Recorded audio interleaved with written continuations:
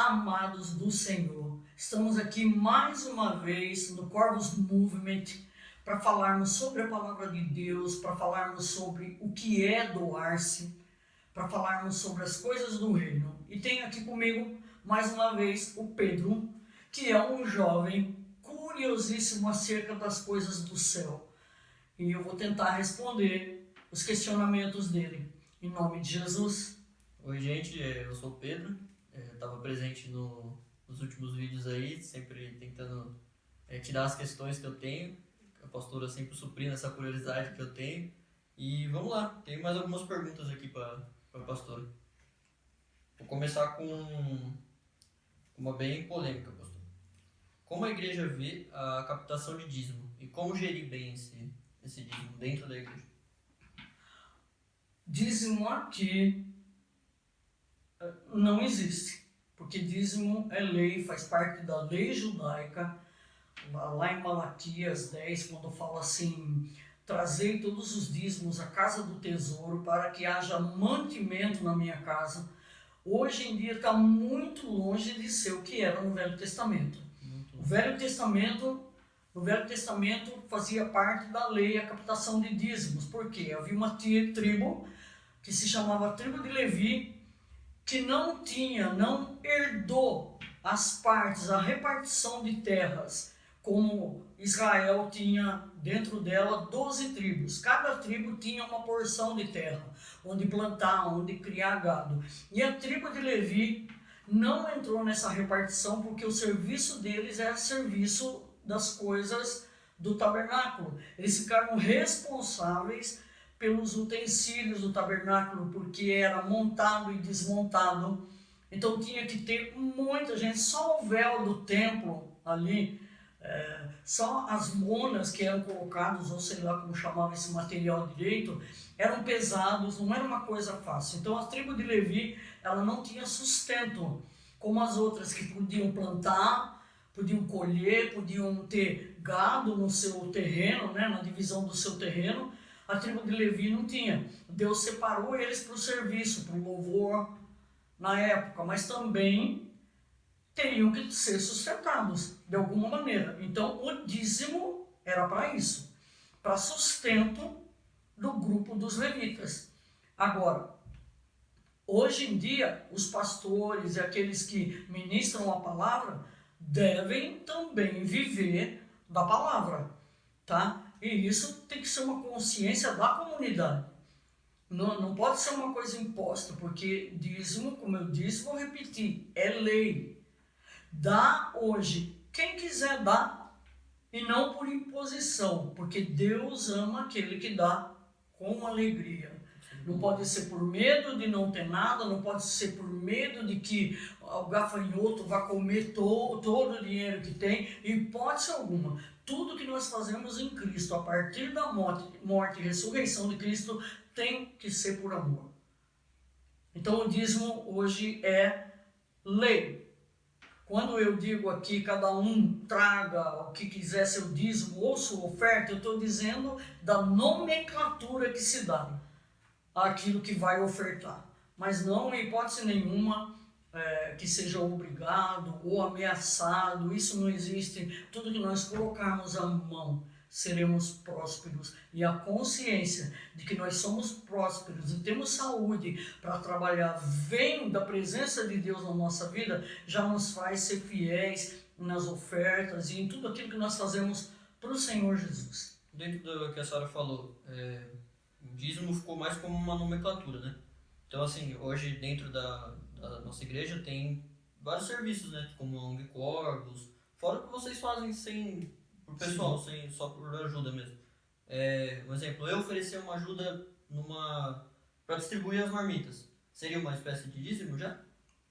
Não, quando fala ali de dízimo mesmo na palavra, lá no Velho Testamento, por exemplo, o dízimo seria 10% de cada tribo em carne, 10% de cada tribo em cereais, 10%, porque não tinha esse consumismo que tem hoje. Então, era disso que eles sobreviviam. Era disso que eles tinham também a prosperidade deles, porque eles também tinham o direito de prosperar. Hoje não, né? Hoje é trabalho secular, é trabalho em empresa, é diferente. Daí por isso que se tornou uma oferta em dinheiro. Mas jamais é imputado como um dever do cristão. Você tem que ofertar aquilo que o seu coração manda. É o que eu acho legal que a maioria das igrejas hoje em dia que fazem a captação do dízimo, eles colocam um balanço, né?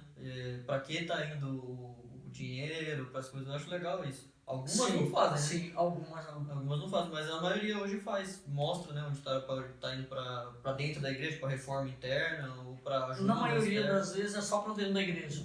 Aqui, muito é para fora da igreja.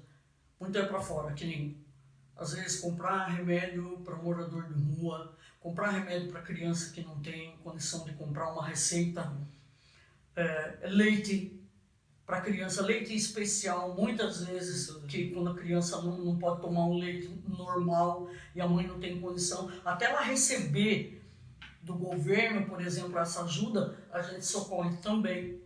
Então, assim, é exclusivamente para pagar o aluguel do lugar, luz, o que a gente tem como gastos no mês. E o restante, nada é guardado. Se eu vou chocar alguém, nada é guardado aqui. Tudo é doado. Aliás, eu dou tudo que entra aqui, todo mundo sabe. Se esqueceu uma blusa, tchau pra ela, porque vai ser doado também. É verdade. Todo mundo reclama disso, né? Mas eu sou obrigada. Meu pensamento e meu coração é doar. Sim.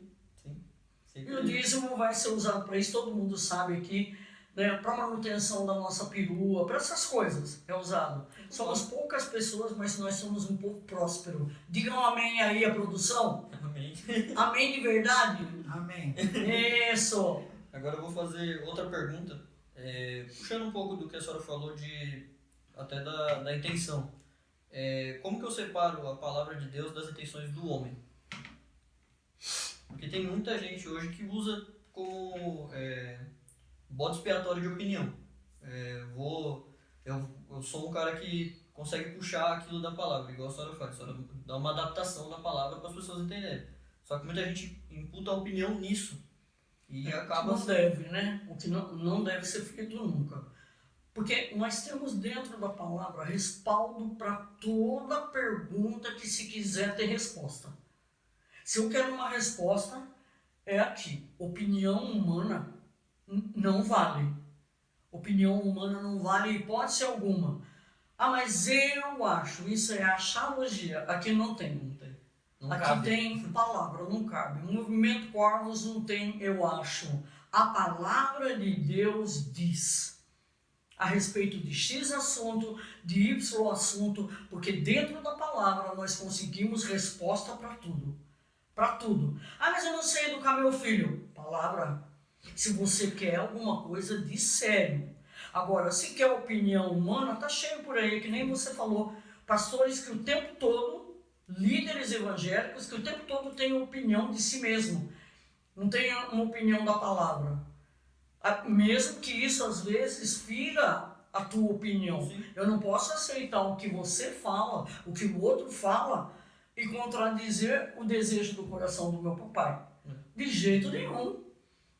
Primeiro a palavra. Né, Sim, primeiro a palavra. Se você vem falar para mim, não, o cara lá matou, não sei o que, ele merece perdão. Ele merece perdão dentro de um contexto. Sim.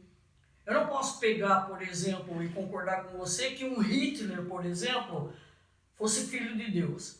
Filho de Deus não sai por aí matando 6 milhões de pessoas e fazendo pesquisas genéticas horrorosas só porque ele pôs uma Bíblia debaixo do braço. Sim. Porque no mundo tem duas classes de pessoas: joio, trigo. Filhos de Deus, filhos do diabo. E vou repetir, porque o mundo foi feito dessa maneira, com duas forças opostas o tempo todo operando. Bem, mal, dia, noite, terra, mar, preto, branco, homem, mulher, demônios, anjos, Jesus, Satanás. Não tem como fugir disso no mundo criado. Tudo que você colocar seu olho vai dizer para você que existe uma força oposta aqui. Sempre tendo os dois lados, né? Dois lados. Dois lados. Sempre. Agora, você já falou um negócio que me deixou assim, meio cabreiro, vou falar assim. É verdade isso que a senhora falou, né? A maioria dos pastores hoje nunca falam segundo a Bíblia, senão diz o Senhor, é sempre a opinião dele primeiro. Aí ele pode usar alguma coisa da Bíblia para justificar, mas é adaptando, né? Não é aquilo que está exatamente. Cru. Isso, ali. isso. Nu e cru. Isso. É verdade. E isso confunde as pessoas. Isso passa a ser daí religião. Sim. Jesus não tem nada a ver com religião. Jesus é dia a dia, é obediência à palavra, uma palavra, aliás, que é viva, que é maravilhosa, que traz cura, que traz libertação, que traz oportunidades de melhoria para a minha vida no que diz respeito ao meu emocional, ao meu interior como pessoa, a minha personalidade, porque como ela é viva e eficaz, a gente passa por mudanças. Sim. Agora, ouvindo verdades humanas, ninguém passa por mudança. Ninguém. Verdade, por que Jesus fala assim? Em verdade vos digo. Por quê? Porque você tem a sua verdade, mas Jesus tem a verdade dela acima da sua. Por isso que ele repete por muitas vezes falando com as pessoas, em verdade vos digo. A dele tem que ser absoluta sobre a minha vida. Agora, tem muita gente aí querendo reescrever a Bíblia, ela não tem que ser reescrita, ela tem que ser relida. Porque vai achar uma beleza e resposta para coisas que eu vejo que estão tão assim, tão patentes aos nossos olhos e com entendimento, e as pessoas não conseguem ver. Sabe por quê? Porque é colocado um véu cada vez que se lê a lei de Moisés. Um véu, a pessoa não consegue entender, porque mistura lei e graça. Sim. Mistura, por exemplo, traz as coisas da lei judaica para dentro do cristianismo. O cristianismo nasceu do judaísmo, veio mesmo com base judaica, mas a lei foi cumprida em Cristo. Sim. O que nós vivemos hoje é graça. Mas até o ano de 70, enquanto o templo estava de pé, ainda era misturado a graça e a lei. Não existia Bíblia para ninguém conferir nada. Até 1517 não tinha. Hoje tem. Hoje só se tiver muita preguiça para não querer conferir as coisas. E chamar, né, as pessoas de herege quando elas vêm com alguma coisa de novidade. Então é fácil, né? Não precisa ser nem novidade, só diferente daquilo então, meu Deus, é a coisa mais linda do mundo. A palavra de Deus, ela foi feita para me manter de pé, manter você de pé. Eu sei que você não frequenta lugar nenhum, mas é assim, quando sai da boca de um pastor, por exemplo, ela sai para ensino, ela sai para consolo, ela sai para edificar, ela não sai para mandar ninguém para o inferno, nem para nada. E isso tudo foi criação, muitos temas dentro da palavra é criação humana. E Deus não tem nada a ver com isso. Realmente. Nada. Realmente. Agora, dentro da senhora falou, puxando para esse lado da alienação, que é o véu que a senhora falou. Como que eu consigo aliar a palavra de Deus à intenção do homem? Porque, por exemplo, eu conheço muita gente que está dentro de igrejas ou de grupos de estudo, assim, que é praticamente cego para outros fatores, sabe? Isso por culpa de pessoas de dentro da igreja. Aí às vezes você quer passar um conselho para uma pessoa que está passando por alguma dificuldade e ela pede para você falar ali dentro da palavra para ela entender, entendeu? E como que eu puxo isso da palavra, pastor? Eu sou um leigo, vamos falar assim, sem ser um pastor. Por exemplo, hoje, por exemplo, o que você teria de dúvida dentro da sua, sem ter vergonha de falar? Um conselho sobre o quê, por exemplo? Fale um assunto. Eu acho que, vamos puxar por essa parte mesmo, o quão que a religião pode cegar uma pessoa. A religião. Religião cega. Mata, né? É verdade, a gente vê isso hoje em dia. A gente vê por aí, por exemplo, homens bomba. E eles acham e têm plena certeza que eles estão fazendo o correto. É a verdade absoluta deles. A verdade absoluta deles. Por isso que Jesus fala, Na verdade vos digo. Então, aonde eu tenho que recorrer? Hoje eu tenho isso aqui, até 1517 não existia. Até 1800 e pouco, ninguém, um ser humano normal, por exemplo, não tinha um exemplar dentro de casa. Nunca se teve notícia disso. O Evangelho, na realidade, ele começou a ser bastante difundido a partir de 1962. Aí começou. A Igreja Assembleia de Deus, por exemplo, ela tem mais de 110 anos, tá? Quando ela veio dos Estados Unidos para cá. Então a Igreja Assembleia de Deus, a Presbiteriana, a Batista, elas são antigas, muito antigas. Foi eles que fundaram o Evangelho. Mas aquela coisa começa a ter influência de quem domina, de governos, por exemplo. Vamos supor que chegasse alguém e falasse para eles lá na Assembleia de Deus, lá atrás, olha, você não pode pregar isso, porque senão eu corto a sua luz.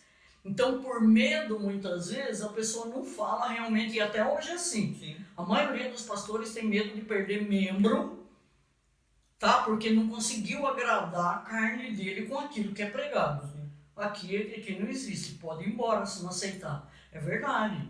Está aí o apóstolo que sabe a direção, tem um apóstolo aqui dentro, está ali o pastor ali também que sabe disso. Não é, sabe por quê? Ou você quer mudar de vida de verdade, mas não por medo, só por amor. Sim. Só por amor, conhecendo o que você falou, como você deve aconselhar uma pessoa, vamos supor. A pessoa vem e fala para você sobre casamento. Sim. Existem duas partes dentro da palavra. Se eu fizer alguma coisa que infringe os conceitos de Deus, sabe o que vai acontecer? Não vai dar certo. Por quê? Porque a palavra está em cima da nossa cabeça o tempo todo. Ela foi designada para o globo terrestre. Não só para quem é cristão, mas principalmente para quem é cristão. Entende isso? Por exemplo, eu chego para você, você está numa desventura qualquer da sua vida, com a esposa, e eu chego para você e falo, não, você é o homem da casa, você pode se impor, sim, não, eu vou falar para você, não, tente entender o lado dela também, que é um ser humano. Jesus não fez acepção nem de homem, nem de mulher, e nem que estivesse errando, ele jogava na cara o erro da pessoa. Você vai conciliar. O que a palavra de Deus diz? Mas diz lá, a mulher seja submissa ao seu marido. O que significa submissão? Em primeiro lugar, tudo que foi escrito ali foi escrito para uma igreja judia cristã. Então, a parte, por exemplo, que era homem do lado, inclusive tem igrejas até hoje que conservam, né? Você entra no culto, mulher do lado, homem do outro. Na sinagoga era assim. Tudo tem um contexto histórico. Sim, um contexto. Você precisa, por exemplo, dividir lei e graça. O gentil, ele vive na graça.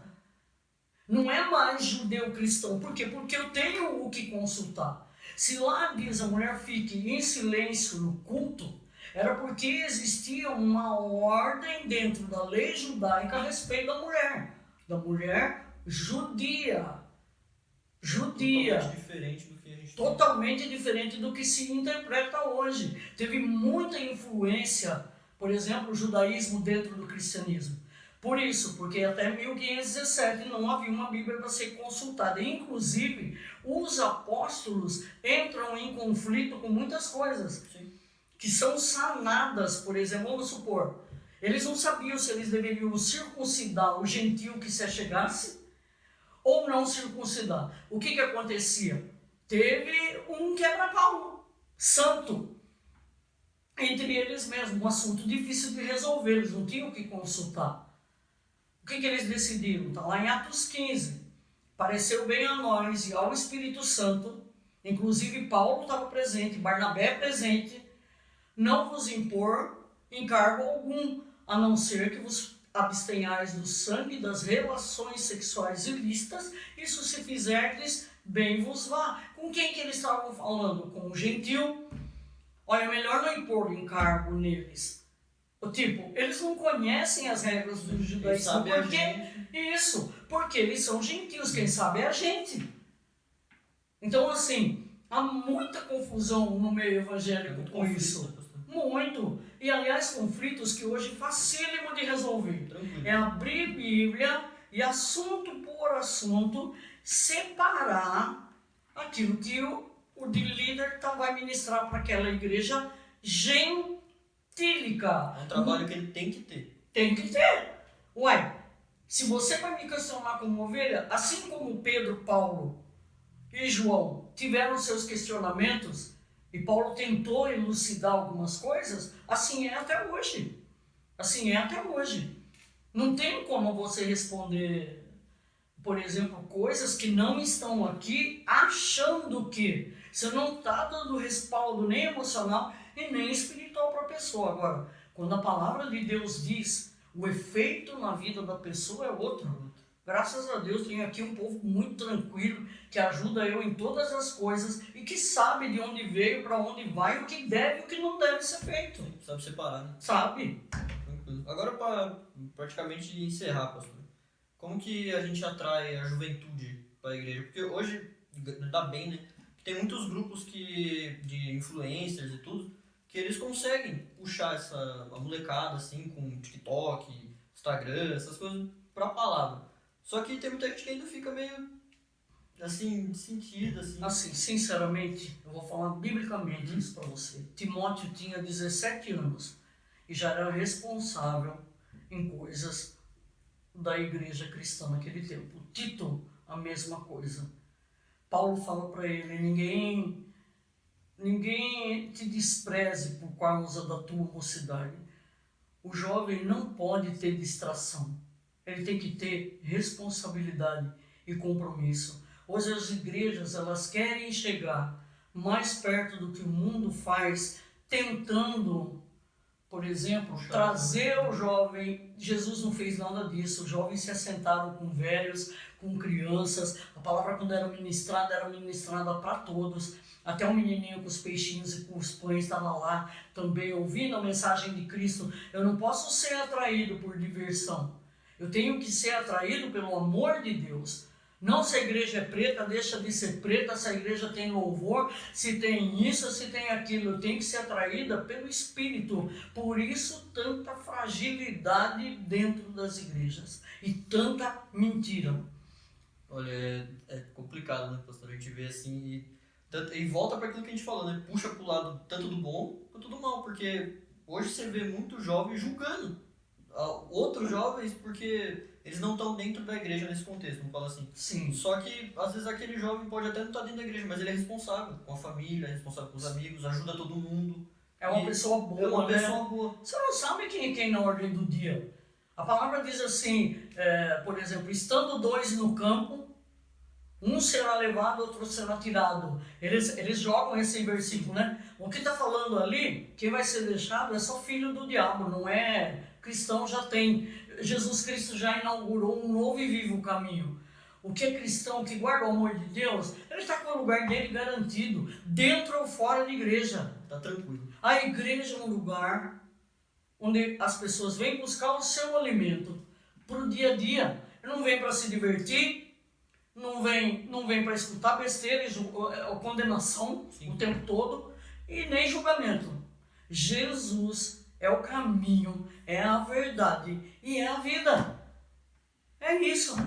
Basicamente isso. Pedro, até o próximo. Até o próximo, pastor. Em nome de Jesus. Está sendo muito edificante, legal, muito bom conversar com você, querido. Eu gosto também. Amém. Amém.